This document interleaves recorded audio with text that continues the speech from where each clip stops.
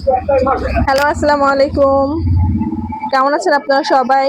দিয়ানা দর্জিঘর থেকে আপনাদের সকলকে স্বাগতম জানাচ্ছি। আপনাদেরকে আজকে একদম নরমাল একটা সালোয়ার শেখাবো, প্লাজো সালোয়ার। কিভাবে কলি সহ প্লাজো সালোয়ার কাটিং করতে হয় সেটা শিখাবো।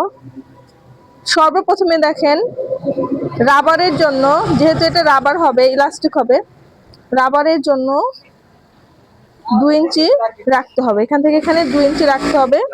এই 2 ইঞ্চির নিচ থেকে আপনার ঝুলের মাপটা নিতে হবে। ঝুলের মাপ যেহেতু 38, আর এখানে আমি অবশ্যই এটা হচ্ছে দাগ দিয়ে নিব সমান করে। আর এখান থেকে এখানে যতটুকু নিছি এটা হচ্ছে যার যার রুচির উপরে, যে যতটুকু আপনার চওড়া পছন্দ করে তার উপর আপনি আপনার পছন্দ অনুযায়ী নিতে পারেন। এখন হচ্ছে মোহরার মাপটা নিব 10। যেহেতু মোহরা 20 হবে, সেহেতু 10 এর অর্ধেক হবে, 20 এর অর্ধেক হবে 10। এখানে একটু আড়াআড়ি করে নিব, আড়াআড়ি করে কাটতে হবে, অল্প একটু 1/2 ইঞ্চি আড়াআড়ি করে কাটবো। এবার হচ্ছে কোমরের দাগটা সমান করে নিব, ইলাস্টিকের জন্য যে কাপড়টা রেখেছিলাম সেটা। এবার কোমরের মাপটা নিতে হবে 13 ইঞ্চি।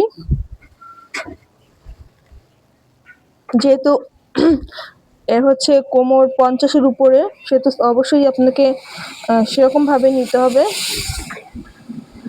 এখন আসেন কলি। অনেক সময় অনেকে বুঝতে পারেন না যে কলি যখন আপনি জয়েন করবেন সেই সালোয়ারে আপনি কতটুকু হাই নেবেন, বুঝতে পারেন না। তো দেখেন, এখানে হচ্ছে যেহেতু এই সালোয়ারের যার মাপ আছে তার হাই হচ্ছে 15, অবশ্যই আপনি 16 বা 17 এরকম নিতে হবে। 1.5 থেকে 2 ইঞ্চি আপনি বেশি নেবেন।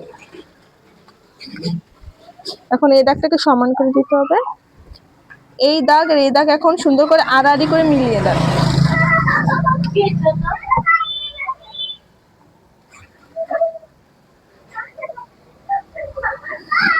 বন্ধ করো।